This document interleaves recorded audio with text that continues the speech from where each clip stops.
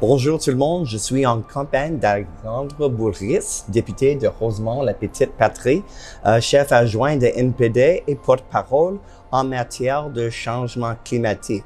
Alors, Monsieur Bourris, bienvenue. Bienvenue, je suis très content d'être avec vous aujourd'hui en Égypte. Merci.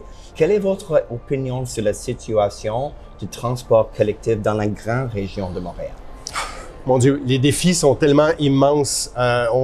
Quand on habite à Montréal, on le sait, on vit dans une ville de cône orange, mais il ne peut pas avoir de solution au transport à Montréal sans transport collectif. Tout va passer par là. Et le transport collectif, contrairement à tout ce qui existe dans le marché, c'est pas la demande qui fait augmenter l'offre. Dans le transport collectif, c'est l'offre qui fait augmenter la demande. Il faut avoir un meilleur transport collectif et les gens vont venir.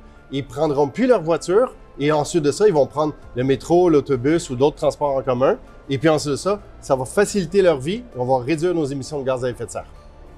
Comment peut-on développer le transport collectif pour freiner l'étalement urbain? Mais un bon service de transport collectif en ville va faire en sorte que ça sera pas nécessairement avantageux d'aller sur la rive nord ou la rive sud. C'est très bien que les gens vivent sur la rive nord ou la rive sud, mais il faut améliorer le transport collectif pour éviter d'avoir qu'on détruise nos terres agricoles, nos boisés, nos forêts. Il faut au contraire avoir de la densité urbaine pour amener les gens à vivre sur un espace peut-être plus petit, plus réduit, mais bien desservi par du transport collectif, ce qui fait que la qualité de vie est vraiment agréable.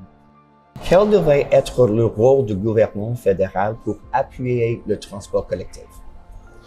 Le gouvernement fédéral a un rôle majeur à jouer et en ce moment, il ne le fait pas. Il y a eu des mesures temporaires, pas permanentes pendant la pandémie, pendant la crise de la COVID-19, mais on voudrait, nous, au NPD, que ça puisse continuer dans le temps. Il faut être capable de financer la mission de base du transport collectif comme étant quelque chose d'essentiel, une espèce de service essentiel aux citoyens et aux citoyennes dans les grandes villes, mais aussi dans les régions, dans le transport interurbain. Et pour nous, c'est vraiment important que le fédéral soit un acteur là-dedans. On ne peut pas laisser les municipalités payer toutes seules, ils n'en ont pas les moyens. Et pour l'instant, le fédéral ne paye pas encore, n'investit pas pour l'exploitation régulière d'un service de transport en commun. Il devrait faire ça. Et il devrait aussi investir pour l'électrification des transports en commun qui est majeure et qui serait tellement bénéfique pour l'ensemble des Québécois et des Québécoises. Merci beaucoup, Monsieur Alexandre Bourris, pour donner vos idées et le travail ici à COP27 et merci pour parler avec l'Actu. Ça me fait plaisir. Je suis toujours là pour l'Actu.